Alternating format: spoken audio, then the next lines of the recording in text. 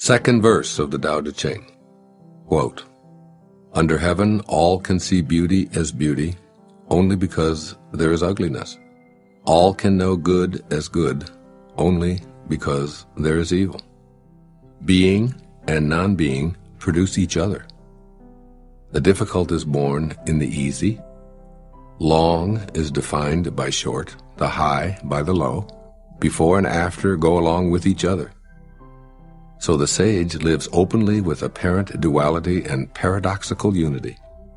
The sage can act without effort and teach without words, nurturing things without possessing them. He works, but not for rewards. He competes, but not for results. When the work is done, it is forgotten. That is why it lasts forever." Unquote. Living the paradoxical unity. Has it ever occurred to you that beauty depends on something being identified as ugly? Therefore, the idea of beauty produces the idea of ugliness and vice versa. Just think of how many concepts in this duality belief system depend on opposites. A person isn't tall unless there's a belief system that includes short. Our idea of life couldn't exist without that of death. Day is the opposite of night. Male is the antithesis of female. What if you instead perceived all as a piece or a glimpse of the perfection of oneness?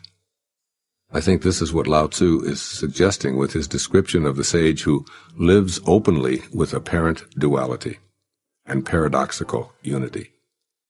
Imagine the perfect oneness coexisting in the apparent duality, where opposites are simply judgments made by human minds in the world of the 10,000 things. Surely the daffodil doesn't think that the daisy is prettier or uglier than it is, and the eagle and the mouse have no sense of the opposites we call life and death. The trees, flowers, and animals know not of ugliness or beauty. They simply are, in harmony with the eternal Tao, devoid of all judgment. As the sage lives openly with apparent duality, he synthesizes the origin with the manifestation without forming an opinion about it. Living without judgment and in perfect oneness is what Lao Tzu invites his readers to do. He invites our wisdom to combine perceived opposites and live a unified life. The perfection of the Tao is allowing apparent duality while seeing the unity that is reality. Life and death are identical. Virtue and sin are judgments needing both to identify either. These are the paradoxes of a unified life. This is living within the eternal Tao. Once the dichotomies or pairs of opposites are transcended, or at least seen for what they are, they flow in and out of life like the tides. Practice being a living, breathing paradox every moment of your life.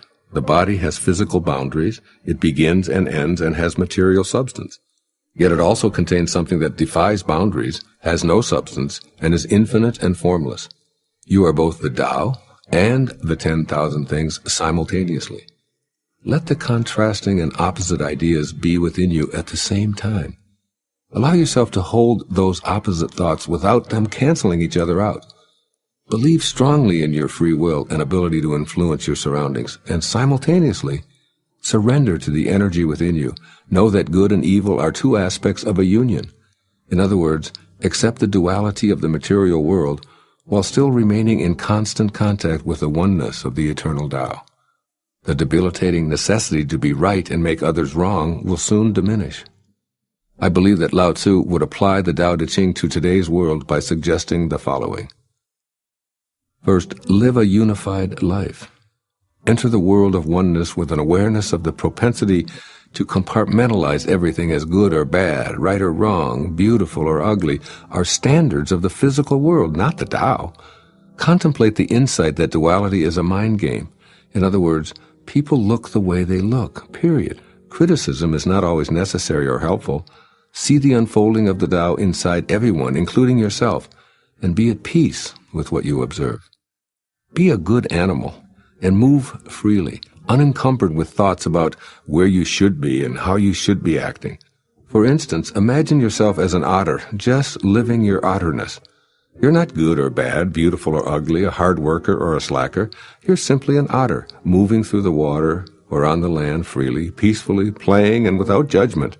When it's time to leave your body, you do so, reclaiming your place in the pure mystery of oneness. This is what Lao Tzu means when he says, when the work is done, it is forgotten. That is why it lasts forever. In other words, you don't have to leave your body to experience forever. It's possible to know your eternal self even in the embodied condition. When duality and judgment crop up, allow them to be a part of the perfect unity. When other people create dichotomies, you can always know oneness by practicing the Tao. Also, accomplish much by trying less. Effort is one piece of the whole. Another piece is non-effort. Fuse these dichotomies, and the result is effortless action without attachment to outcome. This is precisely how you dance with someone. You make an attempt, assume a position, listen to the music, and let go all at the same time, allowing yourself to easily move with your partner. Combine the so-called opposites into the oneness of being without judgment or fear. Labeling action as a fine effort implies a belief that trying hard is better than not trying. But trying itself only exists because of beliefs about not trying. Attempting to pick up a piece of trash is really just not picking up the trash. Once you've picked it up, then trying and not trying are irrelevant. Understand that you can act without the implied judgment of words such as effort and trying. You can compete without being forced to focus on outcome. Eliminating opposites paradoxically unifies them so that it is unnecessary to identify with one position. I imagine that in today's language, Lao Tzu would sum up the second verse of the Tao Te Ching in these two simple words. Just be. Do the Tao now.